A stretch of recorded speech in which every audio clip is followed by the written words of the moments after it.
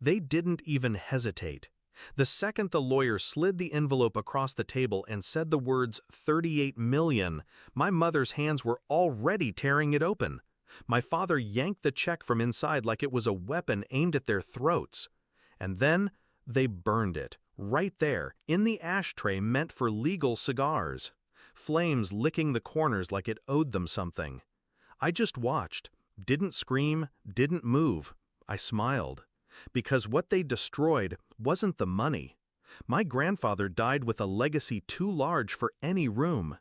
But it wasn't the mansions or stocks or the empire with his name carved into steel and glass that mattered most to him. It was me, the only one who ever sat in silence and listened, who showed up, not for favors or handouts, but to read to him when his eyesight gave out, to walk with him even when he forgot who I was. He remembered one thing, though. He remembered love, and he knew mine was real. My parents didn't like that. They tolerated me the way people tolerate weak sunlight, visible but barely warming the room. I wasn't useful, not like my brother, the golden heir with the MBA and perfect hair. Not like my mother, who knew how to play the grieving daughter while eyeing inheritance clauses. I was the shadow they resented, quiet, observant, forgettable. Until the will. To my granddaughter, the lawyer read, unfolding a second page, I leave 38 million for everything she gave me when no one else did. That's when the room cracked. My mother laughed, shrill, high, dangerous. My father stood up so fast his chair slammed backward. I didn't flinch. They called it a mistake, demanded a correction, threatened the lawyer, tried to grab the document. When he calmly pulled out the check, signed, notarized, legal, they lost it. My father ripped it from the table, pulled out his lighter. "You think you're going to destroy this family?" he hissed. "You'll walk out of here with nothing." He lit it, held it until the flames kissed his fingers, then dropped it into the tray. I could have stopped him, could have screamed, but I just watched it burn.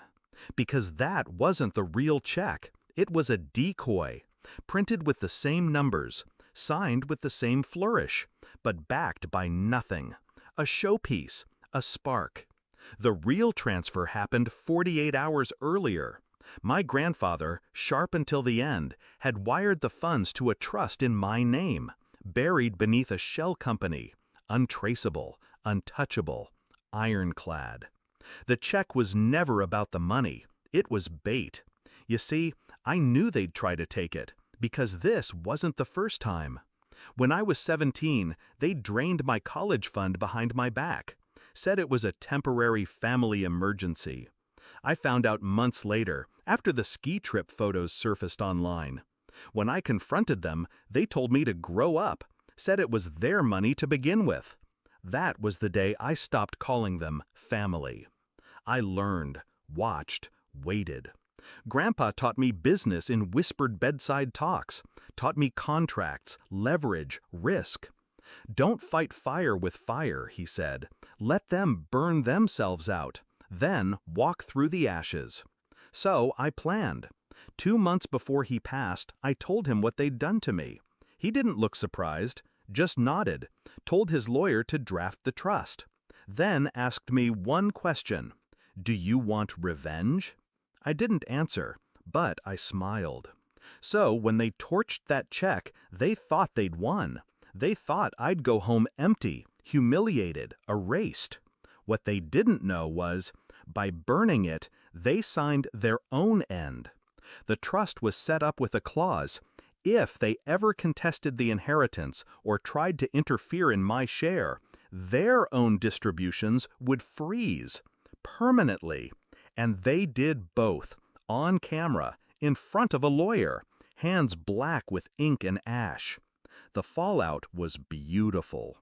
2 weeks later, their accounts locked, credit lines pulled, board seats revoked. Turns out, Grandpa had left just enough to keep their lifestyle afloat, as long as they behaved.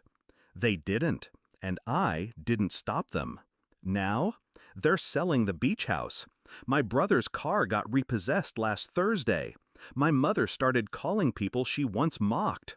I hear my name a lot these days, in courtrooms, in whispers, in desperation, but not in gratitude. That's fine. I didn't do this to be thanked. I did it so they'd never mistake silence for weakness again. They burned the check thinking they'd erased me, but all they destroyed was their last illusion of control. Ashes don't scare me. I was born in them. And I learned how to build from the soot. Let them choke on the smoke. I already cached the future.